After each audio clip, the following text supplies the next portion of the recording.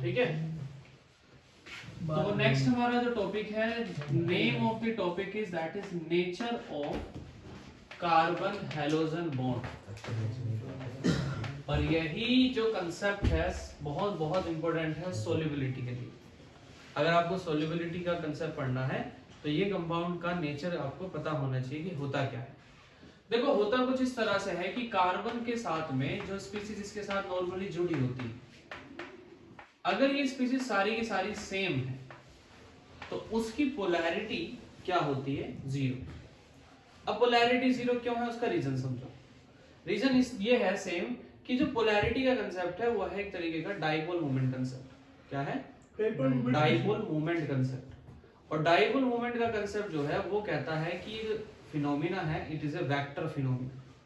Vector phenomena किसको कहा गया? फिजिक्स में दो तरह की क्वांटिटी होती है, एक स्केलर और एक वेक्टर। तो वेक्टर क्वांटिटी किसको कहते हैं? कि जिसके पास मैग्नीट्यूड विद डायरेक्शन। यही तो बात है।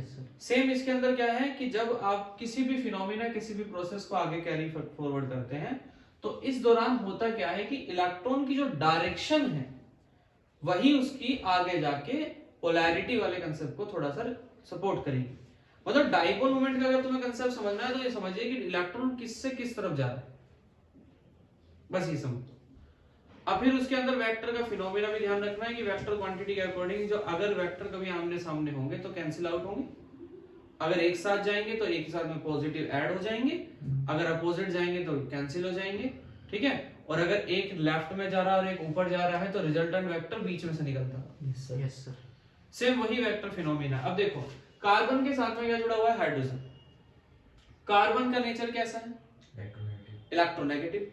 हाइड्रोजन का नेचर कैसा है? इलेक्ट्रोपॉजिटिव। अब अगर ये इलेक्ट्रोपॉजिटिव है तो कार्बन अपनी तरफ इलेक्ट्रॉन्स को खींचेगा। Yes sir. और जब इलेक्ट्रॉन को अपनी तरफ खींचेगा तो कहां से आ रहे हैं वहां पे ऐसे प्लस का साइन बना देना है, तो एरो पे ही। ठीक है। और किस तरफ आ रहे हैं उस तरफ आपको हेड रखना है। सिमिलरली इस तरफ से भी आ रहा है, सिमिलरली इस तरफ से भी आ रहा है, सिमिलरली इस तरफ से भी आ रहा है। अब ये आमने सामने है तो क्या होंगे? कैंसिल। इनकी जो डाइपोल मोमेंट है जीरो हो, ऊपर वाला इनकी आपस में कट गई तो क्या हो गई? जीरो। तो आप कहेंगे कि इसका आंसर है आपके पास जीरो डाइपोल मोमेंट। और डाइपोल मोमेंट ही आपको दूसरे टर्म में क्या कह रहा है? That is equal to the polarity. ये पोलैरिटी का कंसेप्ट समझा है। क्लियर होगी बात? अब मैंने क्या किया, इस कार्बन के साथ में इस बार एक हाइड्रोजन ये जोड़ा, एक हाइड्रोजन ये जोड़ा, एक हाइड्रोजन ये, इस बार मैंने यहाँ पे एक जो है क्लोरीन या फिर फ्लोरीन में कुछ भी जोड़ देता हूं। जैसे क्लोरीन को मैंने ऐड कर दिया। अब क्लोरीन का नेचर आपको पता है कि chlorine is more electronegative than carbon. Yes sir. तो क्लोरीन अपनी तरफ इलेक्ट्रॉन खींचेगा। कहां से खींच रहा है? कार्बन से। किस तरफ जा रहे हैं? क्लोरीन की तरफ। तो एरो का ध्यान रखना। जबकि हाइड्रोजन अपना इलेक्ट्रॉन कार्बन को देगा, ये भी देगा भाई, ये भी देगा, कार्बन से छीन लिए। पर समझ आ गई बात?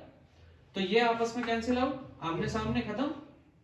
और ये इसके साथ जुड़ेगा क्योंकि एक एक्सिस पे आ रहे हैं। तो ओवरऑल जो आपकी डाइपोल मोमेंट है जीरो तो आने वाली है नहीं, अब ये फाइनली इस डायरेक्शन में आएगी। इसलिए मैं आपसे क्या कह रहा हूं कि जब कभी कोई इलेक्ट्रोनेगेटिव स्पीशीज कार्बन से ज्यादा है और वो से जुड़ती है तो इलेक्ट्रॉन की डेंसिटी मतलब इलेक्ट्रॉन का फ्लो, ठीक है, कहां पे बढ़ जाएगा? क्लोरीन के पास, या फिर जो आपके इलेक्ट्रोनेगेटिव स्पीशीज अटैच। अब इसका नेचर इसके जैसा तो है नहीं, कुछ डाइपोल मोमेंट है भाई। और यही डाइपोल मोमेंट आपको एक्सप्लेन कर रही है पोलैरिटी। जिन बॉडी पे पोलैरिटी होगी, जिन चीजों के पास पोलैरिटी होगी, that compound, that component has the tendency to dissolve in water. वो पानी में घुलने की संभावना अपनी शो करेंगी। अब क्या कह रहा हूं मैं आपसे, देखो ध्यान से कि नेक्स्ट हमने क्या किया कि एक कार्बन को क्लोरीन से जो जोड़ा था उसी कार्बन को एक और कार्बन से जोड़ दिया। ठीक है। अब आपने क्या कहा है कि भाई यहां पे इलेक्ट्रॉन की डेंसिटी इस तरफ बढ़ रही है, लेकिन ये क्लोरीन किससे डायरेक्टली अटैच है? इससे। तो इस पे ज्यादा इफेक्ट आएगा इलेक्ट्रॉन को देने का, लेकिन इससे इनडायरेक्टली अटैच है। कार्बन क्या करेगा? भाई अगर इससे इलेक्ट्रॉन लेके भविष्य में लेके भाग गया तो ये वाला कार्बन इससे अपना कवर करने की कोशिश करेगा। समझ आ रही है बात? तो ये इलेक्ट्रॉन तब हेल्पफुल होगा जब, सॉरी, ये कार्बन तब हेल्पफुल होगा जब ये कार्बन अपना काम कर चुका होगा या इसे ज्यादा नीड होगी। ठीक है। अब क्या है कि आपने इस वाले कार्बन को यहां पे नेचर स्टडी की तो पता चला कि इसकी वजह से ज्यादा पॉजिटिव चार्ज ये है, कम पॉजिटिव चार्ज ये है। और ऐसे ही अगर इस चेन को और पीछे बढ़ा दें तो ये नेचर क्या होने लगेगा, पॉजिटिव नेचर, जो पार्शियली पॉजिटिव नेचर शो करने का पॉइंट है वो धीरे धीरे कम होने लगेगा। और पार्शियली पॉजिटिव नेगेटिव क्या है, क्लोरीन की तरफ इलेक्ट्रॉन की डेंसिटी बढ़ गई, जिस तरफ इलेक्ट्रॉन की डेंसिटी बढ़ जाती है उस तरफ पार्शियल नेगेटिव चार्ज लगाते हैं। जिस तरफ कार्बन, सॉरी, जिस तरफ इलेक्ट्रॉन की डेंसिटी घट जाती है उस तरफ आप पार्शियली क्या करते हैं, पॉजिटिव चार्ज लगाते हैं। इसी पार्शियली पॉजिटिव और नेगेटिव चार्ज के प्रोडक्शन को, इंडक्शन को इंडक्टिव इफेक्ट कहते हैं। कौन सा इफेक्ट है, इंडक्टिव इफेक्ट। समझ आई बात? तो ये जो चार्ज बनने का ये जो प्रोसेस है, ये क्यों बन रहे हैं, चार्ज पैदा क्यों हो रहे हैं, रीजन है दैट इज कि जो डिफरेंट नेचर का स्पीसीज जब किसी से जुड़ जाएगा तो उसका नेचर चेंज होगा। और उसी कंसेप्ट को क्या दिया, इंडक्टिव इफेक्ट। पॉइंट क्लियर हो गया? अब मैं आपसे कहूं कि मेरे भाई एक आपके पास कंपाउंड है CH3CH2Cl, एक आपके पास कंपाउंड है CH3CH2CH2Cl, एक आपके पास कंपाउंड है CH3CH2CH2CH2Cl। तो किसकी सोल्युबिलिटी पानी में अच्छी होगी, पहले वाली। समझ आई बात? क्यों होगी, क्योंकि जिसका मतलब क्लोरीन के साथ जितनी छोटी चेन होगी ना आपके साथ में उतनी ही ज्यादा आपको पॉसिबिलिटी शो होगी।